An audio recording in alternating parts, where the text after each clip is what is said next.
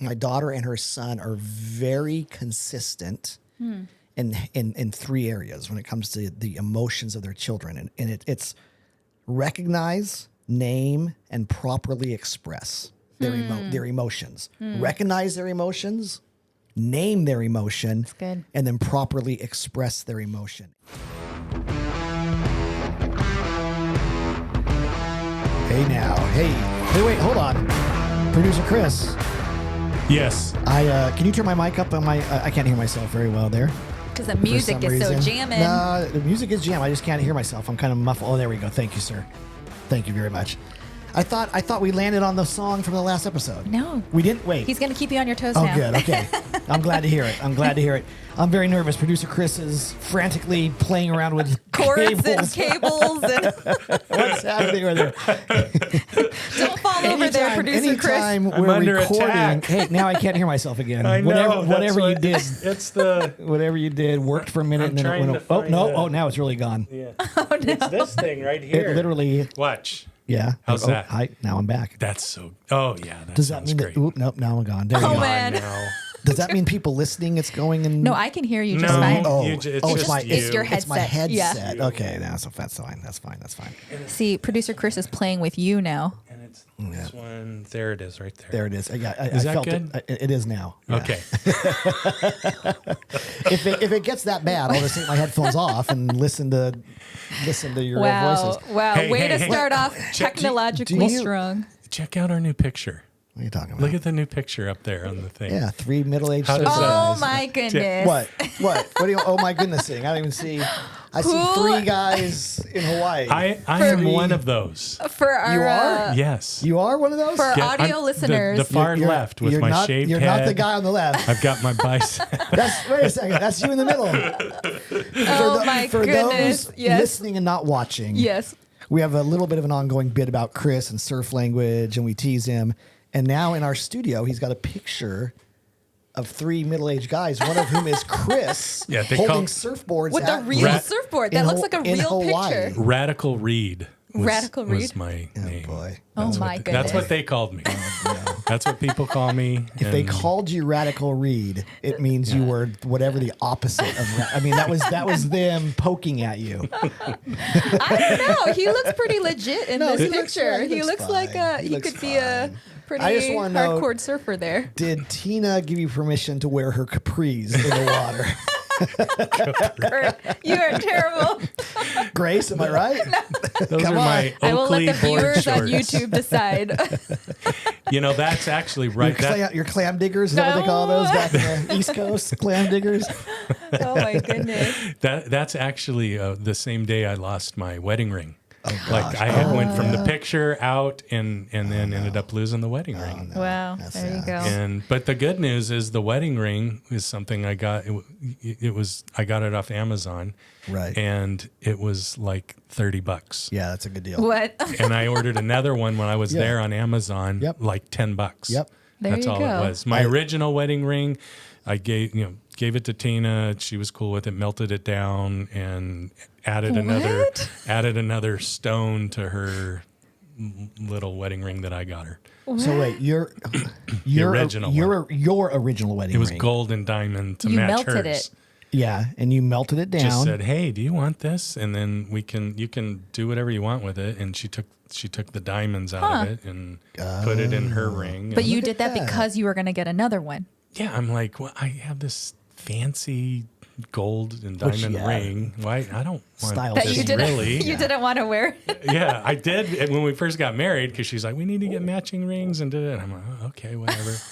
But to me, it was just too fancy. Yeah. Oh, I Yeah. see. And Interesting. So I just got like one of those, what is it, titanium Yeah. Tungsten.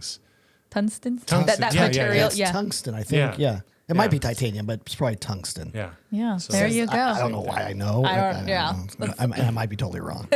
All right. Yes, Well, do you yes. recognize the guy on the far right? the guy on the We far right? we had him in It studio looked like- a few months back. We did? Yes. Who? We what? We who? Who Yeah. is that? I have That's no idea. that's Doug Jones. No. Yes. That's Doug Jones. You see him? Wait, man, are my eyes? Is Okay, that really? that guy looks. That's It was a few years ago, no. so we had a little more meat that on does him. not look like him at all. That's A, him. more meat, and B, Doug Jones is what is Doug Jones? 38?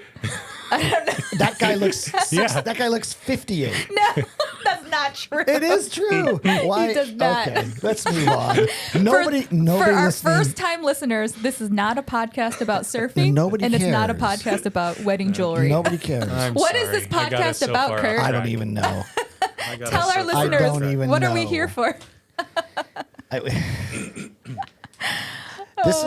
Here's what I think. I think people who listen all the time, they've learned. I just fast forward through the first 4 minutes of stupidity because it's nonsense. If they would just prepare, if they would just come in like professionals, if they would value our time as listeners, Or we wouldn't have to put up with some guy's pictures that we don't know or care about, figuring out how old he is, tungsten Without a versus shirt on. titanium rings. Who cares? you can listen if you want to feel better about your own self and Yeah, our that's own hot true. mess. But here, before we jump in, now I'm just going to keep lingering. You're gonna keep going. But Now it's 5 it's minutes. because like Chris and I see each other most days. Yeah. We only see Grace when we record an episode Yeah. once a week or Yeah. whatever. And so it's like a little family reunion every Yes. time. So we're just And we know excited. how family reunions And we go. like each other. Yeah, that's true. That's a bad analogy. All right, everybody. Welcome back to another episode of our On Purpose Parents podcast. Kurt Johnston, Grace Yoon, Hello. producer Chris, as always. And we are in the tail end of a little 2-episode mini series that we're calling Safe at Home. Safe at Home. And last week, if you did not listen, last week was great, or last episode. And last episode, we had our guest, Mark Wilhelmsen, and he wrote a book called Emergency. This book will save Your baby's life. your baby's life. The book everybody wants to read. Yeah. We Right? want to No- save our Nobody baby's wants lives. to read that book, but everybody should. And if you didn't listen to last week's episode, please do. Buy the book, share the book. It literally could save a life Yeah. of your own child or of somebody who you might know or love. And I think it's worth the time. But that was week 1, was physical safety. Yes. What are we going to talk about today, Grace? Today, we're going to flip on the other side of the coin, if we want to think of it that way. And we're also going to talk about emotional safety. Gotcha. So in our home, we have, as parents, responsibilities to take care of our children's physical health. But we know that a person is not just physical. Physical is absolutely important, and it takes up most of our bandwidth, especially when you have kids 5 and under. But the other side of the picture is that as parents, we are also a key player in keeping our kids emotionally safe. And we're going to talk, what does that even mean? Right. What is emotional safety? Because that's less intuitive than physical safety. Everyone understands physical safety. Yes. We don't want our Yes. kids to choke, drown, Right. burn, get in an accident. But emotional safety feels a little more nebulous. Yeah, a and little more- potentially a little bit more hokey. Like, what are we talking? Is it just vague. It's a little vague. It sounds very modern. Yeah, like Like are we my, just Mm-hmm. my generation, I never thought about emotional safety Right. or even emotional health. right? That term might have been so foreign back then. Yes, yeah, yes. exactly. So, but one of the things that we wanted to talk about today is really emotional safety is, to put it simply, defined as feeling secure enough to truly express yourself with someone and show up as your authentic self. And that really enables you as a kid Yes. to become who you were created to be. And that fits Right. in very closely with what our goal is at this On Purpose Parent podcast, is to really help parents win, helping our children become interdependent, lifelong followers of Jesus who desire to make a kingdom contribution. And I will say,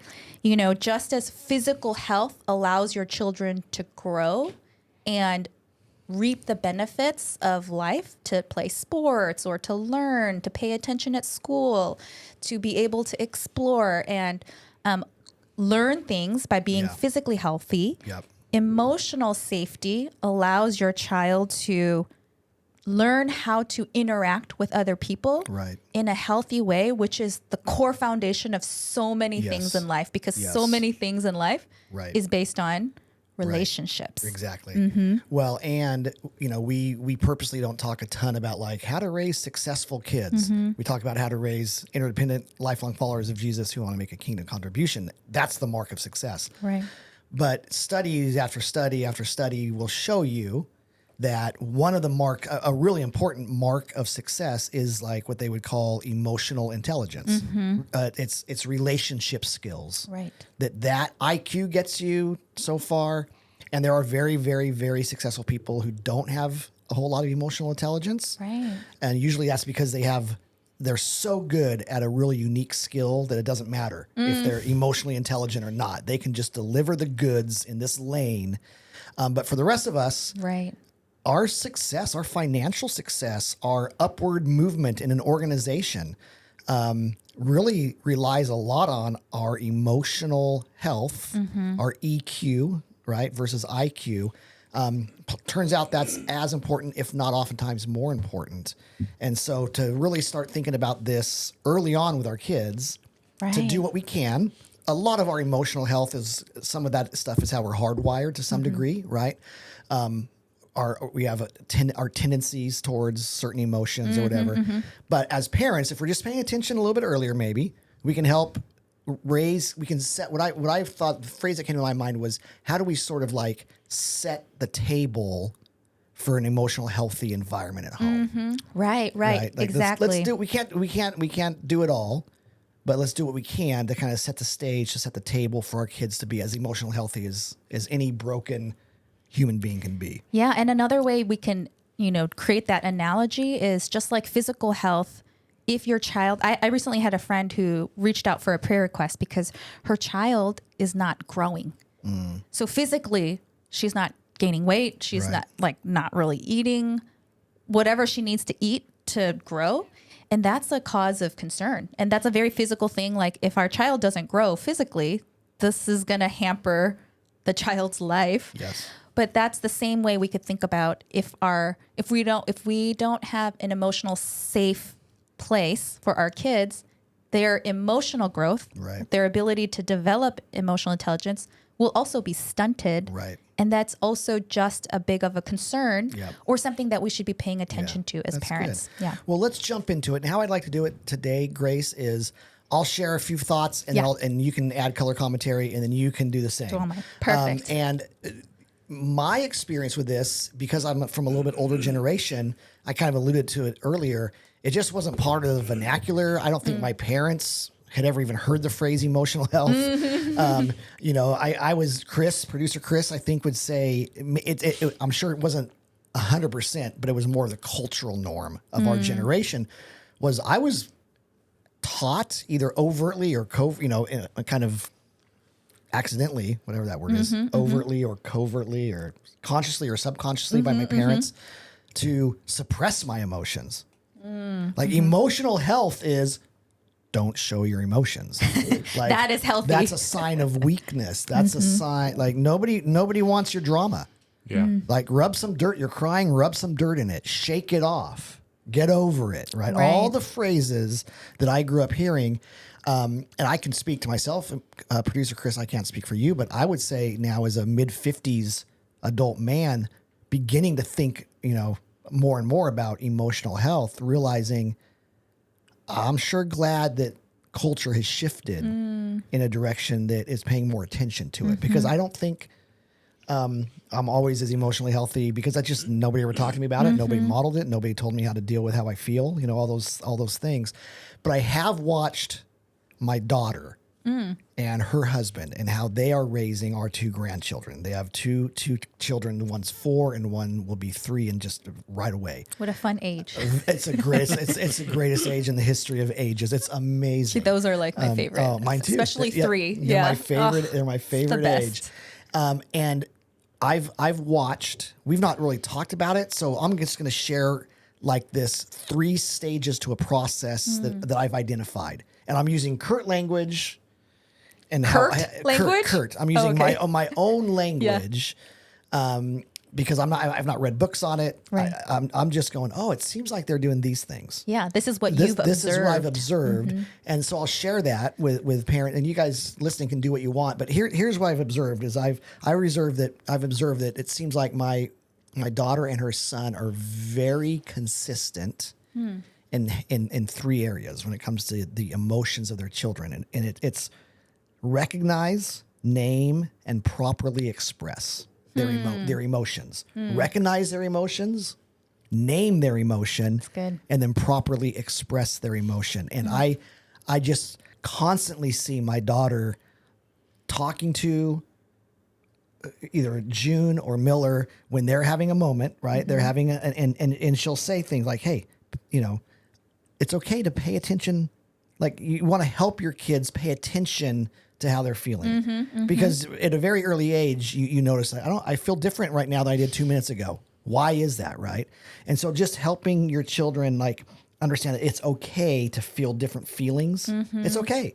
It's okay to feel different feelings based on your circumstances. And my daughter, I've never seen her or heard her say, "Don't be angry. Don't be sad. It's nothing to be sad about." Now, that's what I heard growing up all the time. Right. That's nothing to be sad about. Toughen up. Toughen up. Why are you crying? Don't waste don't your be a tears. crybaby. Don't waste Yeah. your tears. Don't cry until it matters. All that stuff, right? And helping our kids recognize that they're emotional human beings, and that it's okay to have emotions. When things happen, you're going to have an emotional response. So recognize that that's the way God's wired us, and that's okay. That's the recognizing part. The naming it is, what are you feeling? It seems like you're really sad right now, June. Is that what you're feeling? Yeah, I'm feeling sad. Hey, are you feeling angry? And sometimes I've seen, she's 4, she'll say, "No, I'm more sad." Oh, okay. Wow. Right? Like, Yeah. Very aware. helping them identify what is the feeling that you're feeling right now. Are you sad? Are you scared? Are you angry? Maybe as they get a little bit older, a teenager, you might say, "Man, it seems like that's a response out of some kind of envy." Is that accurate? I mean, can we be honest that maybe is that it? Right. Is that how you would name that? No, Mom, it's not. It's not envy. Well, what is it? What is it when you respond to your sister this way? If What's it's not causing envy, what's that? like what's that emotion that we're all experiencing? Yeah. Because it's something. God, we're feeling something. Right? We're feeling something right now. If you can tell us what it is, It's not neutral. right? Yeah. And then, because once we name it, then we can say, maybe not right in that moment, but it is a teaching moment of, okay, how do you properly express that emotion? Because there is a proper expression for every emotion we feel. And there are, by the way, improper expressions. So one of the things I've noticed is the pendulum in society tends to swing, right? So you kind of, you went from this, like the old school, suppress every emotion, like to don't ever tell anybody to control their emotions. They don't need to control their emotions. Right, They right. need to freely The two express, extremes. right? Woo, the pendulum swing. And I think the health is in the middle of, yes, we need to be emotionally healthy. We need to express our emotions. But there's a right and a wrong way to express every emotion. Even good emotions can be expressed Right. How poorly, it manifests right? in behavior. Yep. Yeah. And you can be too, I was going to say you can be too kind. I don't know if you can, but we probably all know people who are like, man, that person's such a pleaser.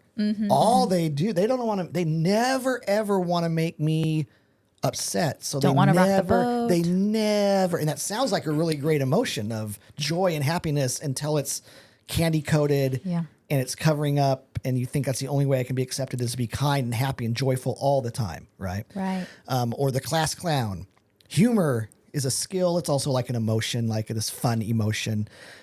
It's great, but until you express it in an unhealthy way. And so to have a conversation with your child, let's just say anger.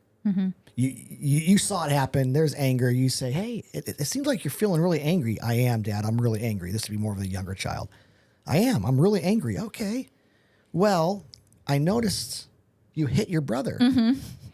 Do you think hitting your brother is the right way to to express your anger? I don't know. Well, what would be some okay ways? Because there are okay ways. Right. What if you told your brother what he did to make you mad? Yeah. What if you walked away from the situation and counted to 10 and just cool down, right? What if we create an anger punching bag? An This is anger where punching- you go. Yes. You could punch your way at this bag. Don't kick the dog. A non-human bag. Don't kick the dog. Feel free to kick the cat. No, Oh, sorry. our cat lover. But yeah, listeners. yes. You know, if you want to go outside and kick the soccer ball as hard as you can against the garage door, that would be appropriate, Right. Because that anger's got to get out of you somehow, and then we could come back and talk to your brother about what he did. good. So those are my observations as we're trying to create emotional health. Would be to help your child recognize the emotion, name. Or recognize it's okay to have emotions. Yeah. Like recognize the reality. Or recognize I'm feeling emotional right now. I feel different. Something's going on. Okay, now name it.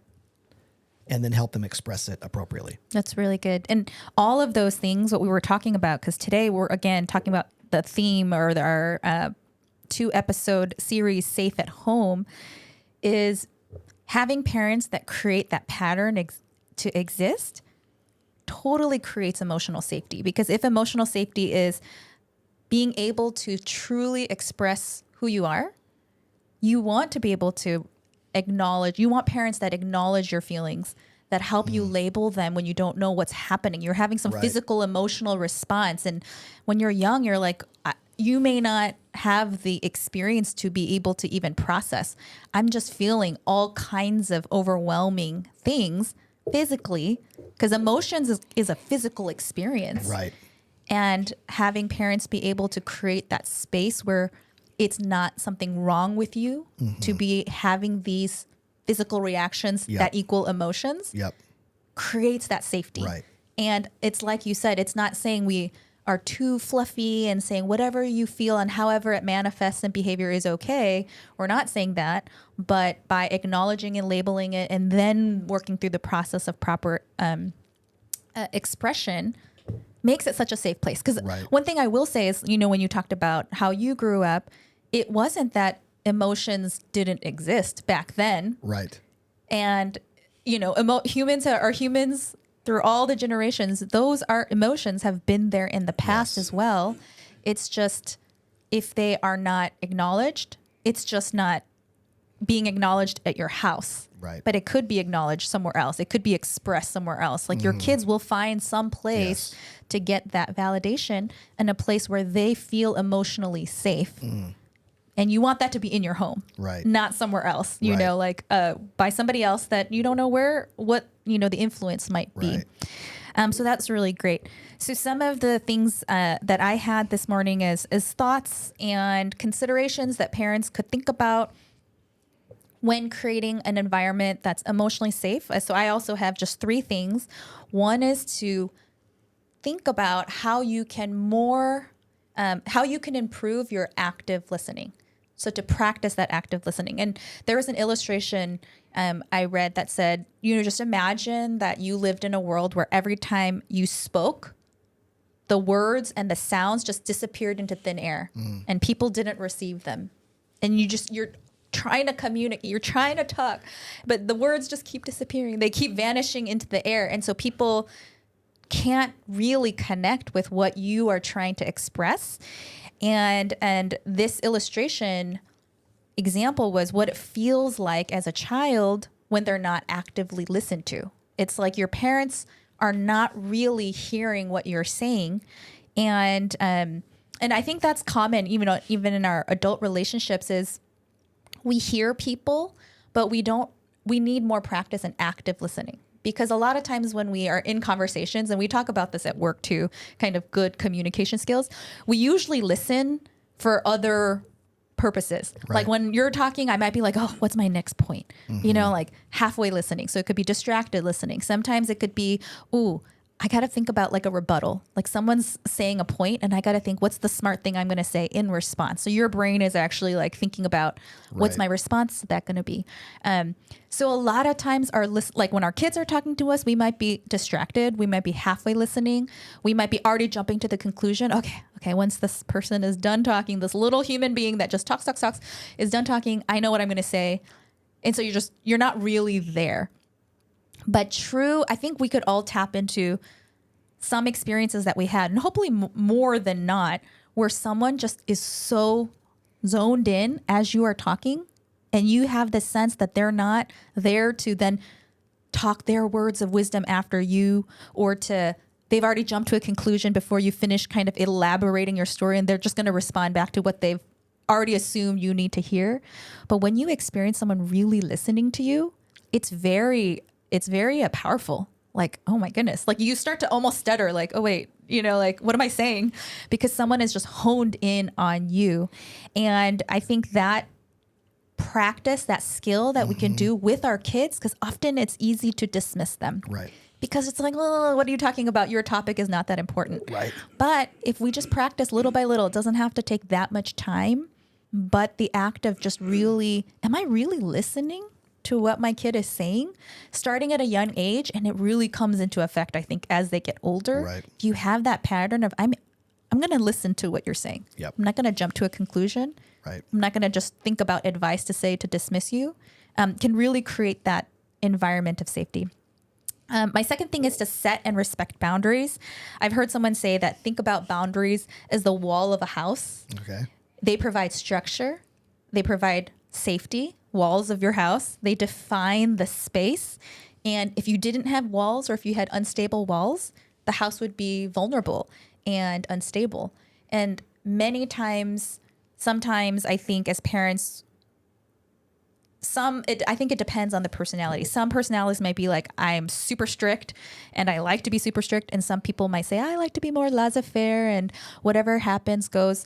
I think all of those are fine, but just the concept that teaching your kids boundaries, setting rules together, and then being consistent in enforcing those rules is actually something people say in a lot of studies. Kids need to thrive. They need to know that there's structure. Actually, structure, rules, predictability is a marker of creating a safe space for kids in a lot of different studies that they've had, rather than, and of course, that's not saying don't be spontaneous. Right. It's not saying, when things go wrong, you're rigid and you can't be flexible and go with the flow or adapt with things that are happening to you outside of your control. But creating a structure and being consistent with enforcing that structure with your kids on a general basis is really good for creating that safety and the sense of security for the kids to know that the world is, at least created by my parents, a predictable place. And we've talked about this in our podcast, that we actually like to do this with values, that it's not so much about rules for rules' sake, but sometimes we create guidelines and rules around our values. An example of this, and I've talked about this on our podcast, is when we go on vacation, in this mini scope, we'll say, okay, what do we want our vacation to be like? What kind of feelings do we want to feel?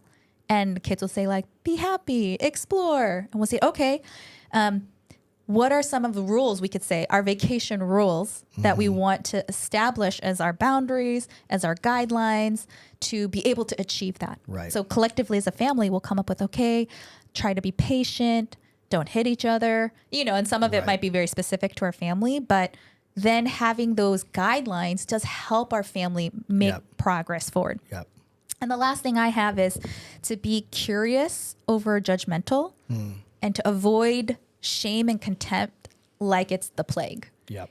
And I read this story. It says, so imagine this, like Mia, a teenager, she dyed her hair purple.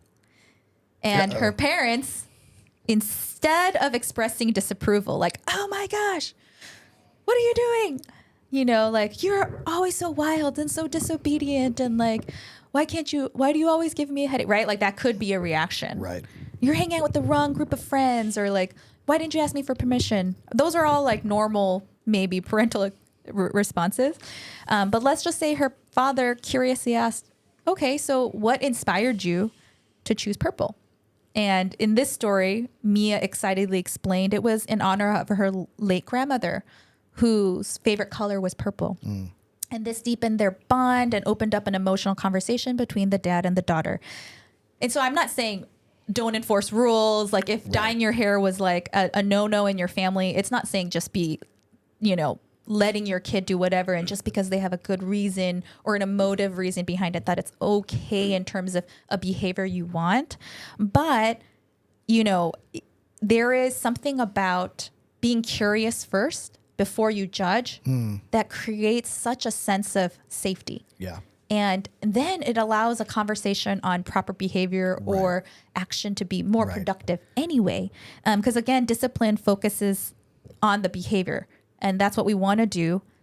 If you react sort of judgmentally without being curious first, you may be more inclined to say things you don't mean that are more shame-based, that are more attacking of who they are as a person out of your frustration, which is the opposite of creating a safe place. And the last thing I'll say about that is, and one thing to keep in mind is, I don't know if parents have ever experienced like, oh my goodness, my kids are wild at home. They are just like bonkers. But then, so you have a friend that's going to do a play date or babysit or something. And you're just like, I don't know how my kids are going to act at my friend's house because my kid is just hyperactive, wild.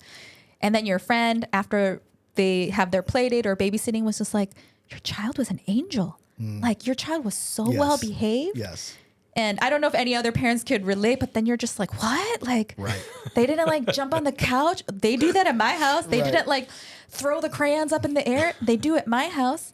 And often kids, they know where it's a safe place to act out. Right. And so a lot of times it is not an uncommon thing that out in the outside world with strangers or at school, kids will be more angelic. They follow the rules. And you're just like, what in the world? And then when they come home, they're all like crazy. And you're like, what's going on? And one word of encouragement to parents is, part of that, as frustrating and as difficult as it is, and it can be for parents, that is part of a beautiful part of development, is your child is exploring and testing the boundaries of like, what is proper behavior, what's not.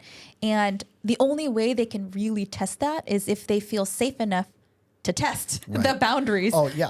I mean, I think it's remarkably important for a child to feel safe enough. And usually it's subconsciously they can't have a bad day. Really, right, at Sunday school. They can't have a bad day on the soccer field. They can't talk back to their soccer coach or else they'll lose playing time. Right.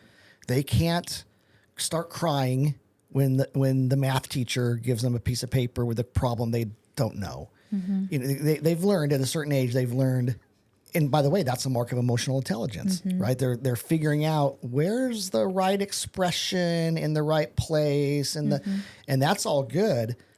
But oftentimes parents they feel like there's something amiss why aren't they that good and angelic and controlled under our roof? Right. I would suggest it's oftentimes because you're creating a safe place. They need a safe place to cry. Right.